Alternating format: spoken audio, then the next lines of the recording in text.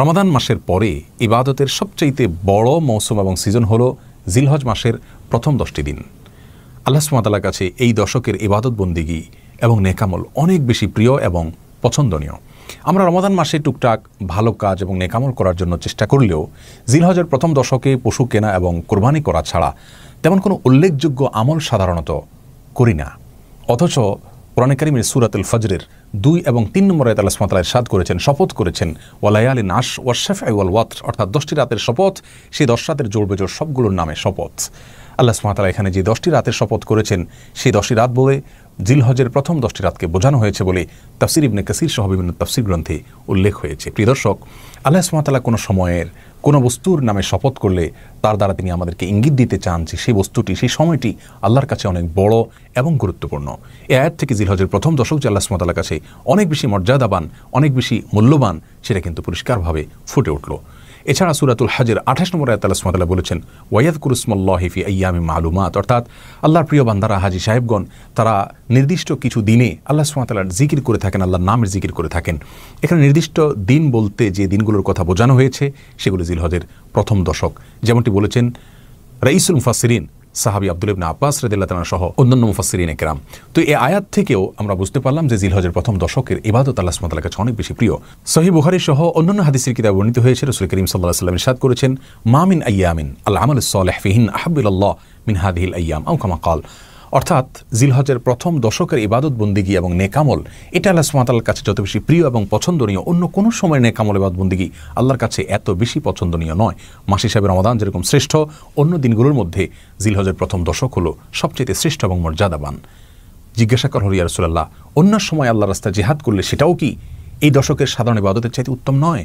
তিনি বললেন, ওয়ালাল জিহাদু ফি সাবিলিল্লাহ, অন্য সময়ের সাধারণ জিহাদও এই দশকের সাধারণ নেকামলের চাইতে উত্তম নয়। তবে হ্যাঁ, কেউ যদি অন্য সময় আল্লাহর রাহে জিহাদ করতে বের হলেন, তার জীবন এবং সম্পদ সবকিছু উৎসর্গ করে দিলেন, তার কথা সম্পূর্ণ ভিন্ন, তার মর্যাদা সবকিছুর ঊর্ধ্বে।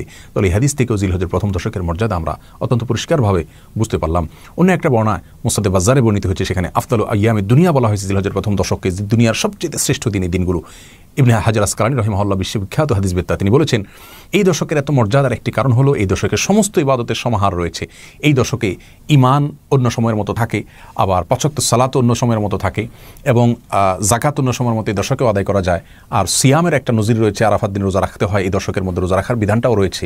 ইসলামের আরেকটা রকম হজ, সেটা তো এই দশকেই সম্পন্ন করতে হয়, আর কোরবানি এই দশকেই করতে হয়। তাহলে আমরা দেখি ইসলামের সমস্ত রোকনগুলো সহ অন্য অনেক ইবাদতের সমাহার এই দশকে রয়েছে, সেজন্য এর গুরুত্ব আল্লাহ সুবহানাহু ওয়া তাআলার কাছে এত বেশি। এই দশকে একজন মুসলিমের যে সমস্ত করণীয়গুলো রয়েছে তার ভিতরে 1 নম্বর করণীয় হলো তিনি বেশি থেকে বেশি আল্লাহর জিকির করবেন, যেটি সূরা হজের 28 নম্বর আয়াতে বলা হয়েছে। দ্বিতীয়ত যে করণীয়তা হলো সাধারণ রুটিন যে নেকামলগুলো আছে সেগুলো বেশি বেশি করবেন, সালাত, ভালো কাজ, মানুষের উপকার, এগুলো ভালো ভালো কাজগুলোকে তিনি সাধারণ ভালো কাজগুলোকে এই দশকে বেশি বেশি করবেন। আর তৃতীয় হলো অন্যান্য সময় আমরা যে সমস্ত গুনাহগুলো থেকে বেঁচে থাকি সেগুলোকে এই সময় আরও বিশেষ গুরুত্বের সাথে বেঁচে থাকতে হবে, অর্থাৎ সব ধরনের নাফরমানি থেকে বেঁচে থাকার জন্য বিশেষভাবে সচেতন থাকতে হবে এই দশকে। 4 নম্বর করণীয় হলো যাদের উপরে হজ ফরজ হয়েছে বা হজ করার তৌফিক হয়েছে তারা হজ অথবা ওমরা করবেন এই দশকে। 5 নম্বর করণীয় হলো এই দশকের ঈদের দিন অথবা ঈদের পরের যে দিনগুলো রয়েছে সেই দিনগুলোতে কোরবানি করবেন যার তৌফিক হয়েছে তার জন্য।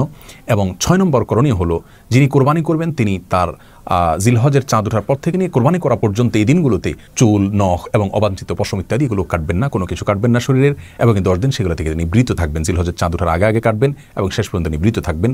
আর 7 নম্বর করণীয় হলো এই দশকে বেশি বেশি তাকবীর, তাহমিদ এবং তাহলিল পড়া, যেমনটি মুসনাদ আহমদে বর্ণিত হয়েছে। রাসূল করিম সাল্লাল্লাহু আলাইহি ওয়াসাল্লাম বলেছেন, ফাকসিরু ফিহিন্না মিনাত তাকবীর ওয়াত তাহমিদ ওয়াত তাহলিল, অর্থাৎ জিলহজের প্রথম দশক আসলে তোমরা বেশি বেশি আল্লাহ সুবহানাহু ওয়া তাআলার বর্ণনা করবে এবং প্রশংসা করবে, একত্ববাদ বর্ণনা করবে, অর্থাৎ আল্লাহু আকবার, লা ইলাহা ইল্লাল্লাহু আল্লাহু আকবার ওয়ালিল্লাহিল হামদ, তাকবীর পাঠ করবে। কোনো কোনো বর্ণায় প্রথম 3 বার আল্লাহু আকবারের কথা বর্ণিত হয়েছে, সেটাও বিশুদ্ধ, 2 বারেরটাও বিশুদ্ধ। তাহলে 7 নম্বর আমল হলো এই তাকবীর চলতে ফিরতে, উঠতে বসতে, রাতে দিনে, অজু অবস্থায়, বিনা অজু অবস্থায় সবসময় আমরা বেশি থেকে বেশি পাঠ করব। সাহাবীরা কেউ কেউ এই দশকে বাজারে চলে যেতেন উচ্চস্বরে তাকবীর পাঠ করার জন্য, যাতে করে অন্যের কথা স্মরণ হয় তাকবীরের কথা। এই জন্য এই দশকের সর্বত্র এবং সবসময় বেশি বেশি তাকবীরের ধ্বনি আমরা মৃদু কণ্ঠে বলতে থাকবো, উচ্চারণ করতে থাকবো। 8 নম্বর করণীয় হলো এই তাকবীরটাই আরাফাত দিনের ফজরের নামাজ থেকে, অর্থাৎ জিলহজের 9 তারিখ ফজরের নামাজ থেকে নিয়ে জিলহজের 13 তারিখ আসর পর্যন্ত প্রত্যেক নামাজের পরে একবার করে নারী পুরুষ সকলে এই তাকবীর পাঠ করবেন। আর 9 নম্বর আমল হলো আরাফাত দিন রোজা রাখবেন। রাসূল করিম সাল্লাল্লাহু আলাইহি ওয়াসাল্লাম বলেছেন আরাফাত দিন রোজা 1 বছর পূর্বের এবং 1 বছর পরের গুনাহকে আল্লাহ তাআলা মাফ করে দেন এর মাধ্যমে। আর 10 নম্বর আমল হলো ঈদের দিনের সমস্ত সুন্নতগুলো পালন করতে হবে। আল্লাহ সুবহানাহু ওয়া তাআলা আমাদের সকলকে প্রত্যেকটি আমলকে গুরুত্বের সাথে সম্পাদন করার তৌফিক দান করুন। ইবাদতের এই গুরুত্বপূর্ণ এবং দ্বিতীয় বৃহত্তম মৌসুমকে সর্বোচ্চ